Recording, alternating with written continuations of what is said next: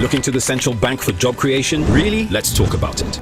The Red in Africa philosophy holds, therefore, the belief that national governments in developing policy must establish value chains that link up the states and local governments and their communities.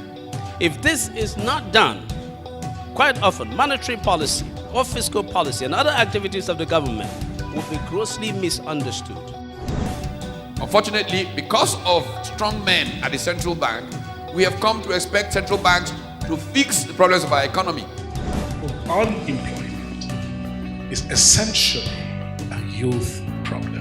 This very moment, there are people who are building houses who cannot afford to live in them. So I do think Nigeria has made good progress in several areas, and combating corruption is one of them, and that is not an easy thing.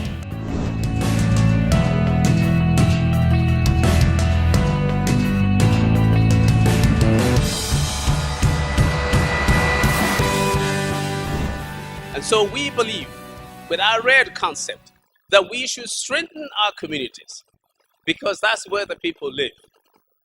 Of the 10 countries that have very high rates of unemployment, 6 are in Africa. That is very disappointing. But so I say that the promise in the freedom from colonialism and the enthronement of democracy from military rule are but foul play if the people can find decent, well-paying jobs. The Red in Africa philosophy holds, therefore, the belief that national governments in developing policy must establish value chains that link up the states and local governments and their communities. If this is not done, quite often monetary policy or fiscal policy and other activities of the government will be grossly misunderstood by the people, resulting in failure to accept or promote that would have otherwise been a good thing for society as a whole. Well, ladies and gentlemen, your excellencies, it is not the fault of the central bank that we don't have enough dollars. Now, they need to manage it, but it is not their fault that we don't have enough dollars. The reason we don't have enough dollars is because we do not have the ability to produce goods and services that other people outside of Nigeria want.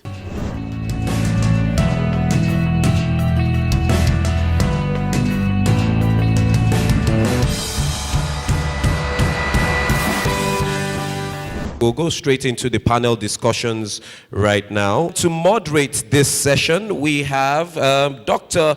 Magnus Kpakel, the former Chief Economic Advisor to the President and the CEO of National Planning Commission. He was also the former National Coordinator of NAPEP, and he is the CEO and Chief Strategist at the Economic and Business Strategies Limited. Ladies and gentlemen, once again, welcome with us Dr. Magnus Kpakel. So on that note, I'm going to start with Professor Pat Utomi to get us started. We're in the midst of a recession. We need to create jobs. Is the world falling apart? Has Nigeria collapsed? Professor Utomi. Well, first of all, the world has not collapsed. Those who have listened to me speak on this subject will recall that I keep saying that I celebrate the recession. I think it's a wonderful thing for Nigeria. I think it will help us come to our senses about how to structure this economy. And I see opportunities for those who are really hardworking. The glass is half full, not half empty.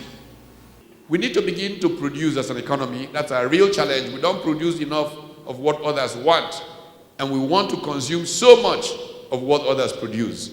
That is really the balance of payments crisis that has then led to the self-inflicted recession, I call it, because I think to a large extent we're in a recession because we chose to be in a recession.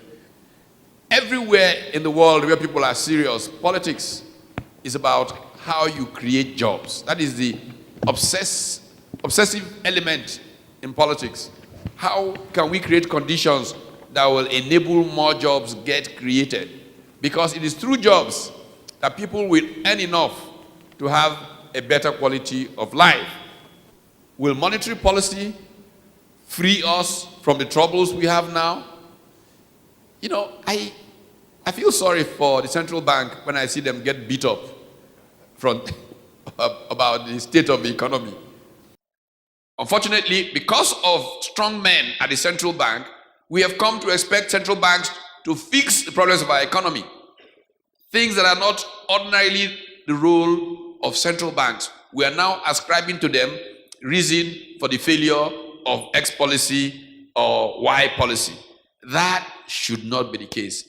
Monetary policy can have value in stimulating behavior of economic agents who are entrepreneurial, who respond to a variety of stimuli to create wealth. Dr. Malafia,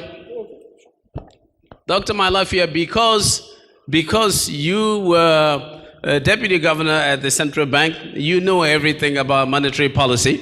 so we're going to pose some issues to you, but of course I want you to develop it your own way. But is there any rationale to look at the central bank? Is it because people are looking at their ability to use, to target inflation, or to use changes in interest rates to affect the production of goods and services? So unemployment is essentially a youth problem, especially in this country. And that is one of the blind spots in our national development efforts, that most of our policies have tended to completely ignore the youth. Now, they are the majority in this country. We're talking about people from the age of 0 to 30. They are the majority. But paradoxically, this majority doesn't have a voice. Look, if we don't address this problem, we are sitting on a time bomb. We need to give opportunity for young people to express all their energy and creativity and innovation. If you look at Nollywood, if you look at Nigerian music, I travel all over the Caribbean and as well as the Pacific Islands. You go in the air over 30 hours to get to the Pacific Islands, Samoa, Tonga, and Fiji, and you hear Nigerian music being played there. And it's astonishing. It shows our young people have huge energy and creativity, if only we can give them that opportunity. Now, Dr. Pakol has already discussed some of the issues involving unemployment. But the interesting thing I also wanted to say is that the thing varies from region to region. In the north, it's much higher than the rest of the country, especially youth unemployment. If normal unemployment is about 13.3%, youth unemployment in Nigeria generally is at an average of 24% and above.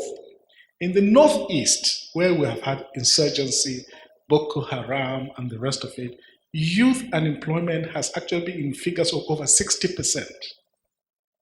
Whereas in areas like Ogun-Lagos axis, it is actually below the national average. It's about 7%. So it varies even within our country. And these variations can also tell you some of the development and social problems that we have in those countries. The statutory role of the central bank, and in particular in our own case, the CBN Act 2007 as amended, expressly states that the primary role of the central bank is first and foremost price stability, that is, fighting inflation and guaranteeing stable prices. Secondly, legal tender currency, to issue the legal tender, the naira, a currency that has value over time. And also payment system, to have a smooth sailing payment system, and also to be the banker to the government, and also to be the advisor to the government. You can see that in all this, there's no mention of employment and of the developmental role of the central bank. So where does that leave us? Dr. Percy, you are a student of history, and so you've been watching what has happened to Africa since the 60s, when we had a flurry of countries, gaining independence, and then they went into military rule, and then recovered from that, into democracy, and then we had all this hope that things would be better, that we had gained independence, that we were now in charge of our own fate, our own destinies. But that's not what is happening. It seems today we're not as confident as we thought. And I know that you have some strong views on this, Dr. Percy, so can you share your thoughts on all of this with us as to why, therefore, we don't have jobs across Africa? Dr. Percy. In the kind of economies that we operate in, you always need a certain level of unemployment. In fact, a certain level of unemployment is necessary for the health of that economy, which is true. But it becomes a problem when it goes beyond bounds. And it's interesting, I'm coming from Ghana. We're in the middle of, I'm sure you know that we're in the middle of an electoral campaign. All the major parties recognize the huge problem of youth unemployment. All of them. Many have made references to the Arab Spring and the story that Dr. Lafia just told, right? About the huge consequences for our societies if we fail to do nothing about it. A major task is just developing an understanding of our world, how the present has been shaped by things that have gone in the past, and therefore, based on that understanding, how we navigate our way into the future. So in a word, I'll say,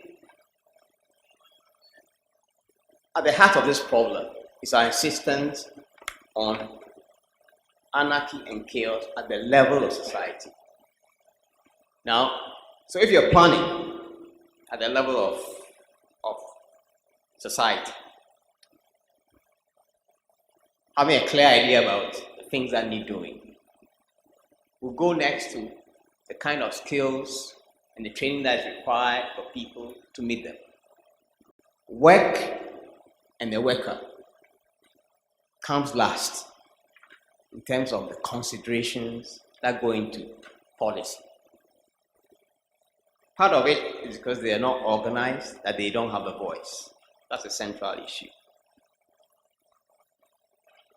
So you have this paradox where, for instance, you may find a university lecturer teaching courses who cannot afford to pay for his kids to go through that course.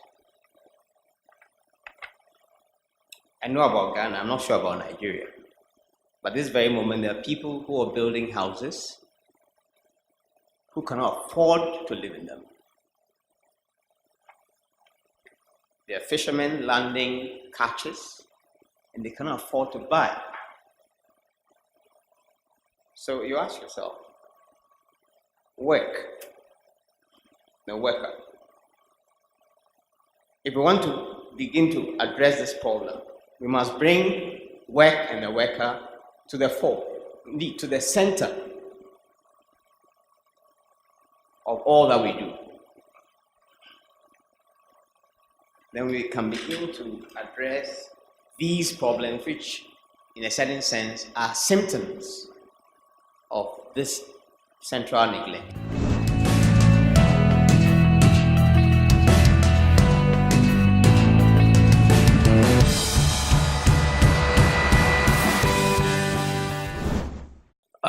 Senator Bello Tucker, I want you, because we've had conversations in this area before, I want you to give us a Nigerian, a politician's, a non-economist, non-philosopher's point of view. For a politician, our situation today is very, very worrisome. Because whatever you might say here in terms of intellectual arguments and what have you, what matters to anybody is the stomach. How much is there on the table for me to feed? In all this, I also feel that what we needed to do as a country probably is to balance very well, to be very careful. We need very, very careful planning in the situation we find ourselves today. There is no way you can justify our exchange rate moving from an average of 190 or 199 to about 420 or 430 to $1, and you think it will not affect price stability. It's not possible. Now, if we agree, for instance, that if government, through its monetary policies, makes it possible for 1 million entrepreneurs to get facilities, to be able to employ just 10 persons each, we have about 40 million employed people. When I was in the House of Reps in 2000, I think I moved a motion that the central bank should reduce the monetary policy so that interest rate will reduce to a 1-digit rate. And then the argument I had was that interest rate can never be lower than inflationary rate. And I say, what? We know in this country that inflation mostly is artificial. The level of inflation mostly is artificial. Let me give you an example. A few days ago, I went to a supermarket to buy avocado pear, the local one. I used to buy coconut from that same supermarket. It has increased by almost 100%. And I asked them, I said, how does dollar affect coconut behind here? I'm very, very happy with the fact that some of the policies that, particularly the monetary policies of the nation, that leads to a situation where the Nigerian economy is dependent on importation and consuming products in the country is one of the biggest problems that I can see. If the devaluation or the fall of the value of Naira vis-a-vis the dollar, if there's any effect that is having, is regards to this very fact that because we rely so much on importation, a nation such as Nigeria, with the large forest reserves we have, we import stuff like toothpick. I think it's very, very shameful. I would want this sort of forum to look at policies that will make us look inwards. We have our guest of honor represented here by Honorable Mohammed Gololo, and I had said that immediately after this presentation we would have him come up and give us the word from the Speaker of the House of Representatives, Right Honorable Yakubu Dogara. Ladies and gentlemen, please put your hands together for Honorable Mohammed Gololo as he comes forward. What is most important is job creation for higher income and good quality of life for the people. The Central Bank of Nigeria is doing a good job as a regulator, especially at a time like this, when we are in recession. I don't think it is neither primary duty to create jobs, although they should try their best to support the government, even though their main mandate is to maintain stable price. We are very proud of the work that Dr. Magnus Bako and his company the economic and business strategies are doing in Nigeria to help speed economic growth and development. That is why I support this refined economic development in Africa conference on the role of monetary policy in creating jobs. We support the right strategies and are looking for it to develop good route because it aims at generating economic growth and development from the bottom up. Thank you very much. About Anita Campion. Anita Campion is the president and CEO of Connexus Corporation, an international development consulting firm based in the United States. I think the reality is that we cannot turn to government to solve most of our problems these days. I do think when it comes to monetary policy, the central bank can have a role that is important in helping to facilitate job creation.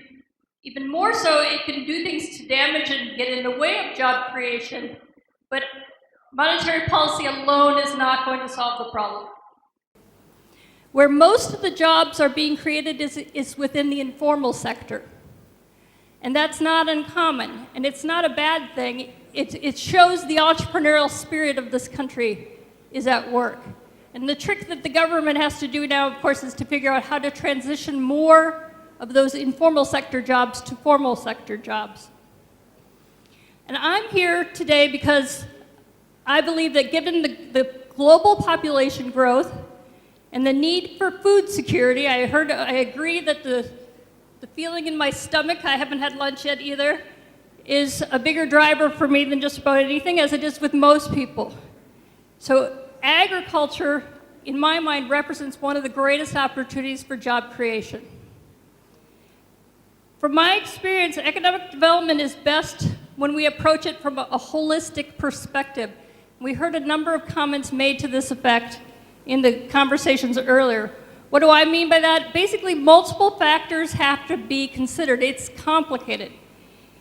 But in general, I do agree that an inclusive and competitive private sector is what's most important, and the government's role is to provide the macroeconomic stability and a sound enabling environment to help support that private sector development and to create sustainable jobs. I think Nigeria can look to the next level and focus more on those areas where they can add value. The things that are linked to the hard currencies are always going to be the things that allow you to have access to the technology and the innovations that are going to help you stay ahead in the world.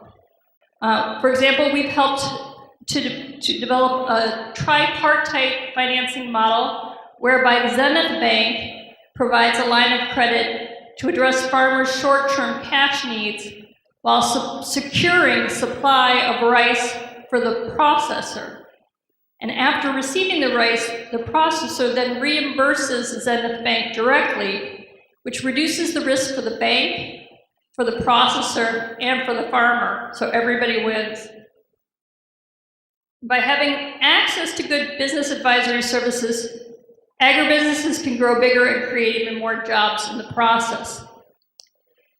But mostly, I think one of the real important parts of the equation to how to solve the job problem is to support technology and innovation. And since we're talking about agriculture, we need to be very careful to make sure we're talking about climate-smart agriculture. We're becoming more and more aware of the impacts of climate change, for which agriculture is considered a serious culprit and a contributor to the problem. I also am aware of the central bank's Micro, Small, and Medium Enterprise Development Fund, set up in 2013, and I think that could be a very useful tool to support the growth of these agricultural value chains and their processing and value-adding activities.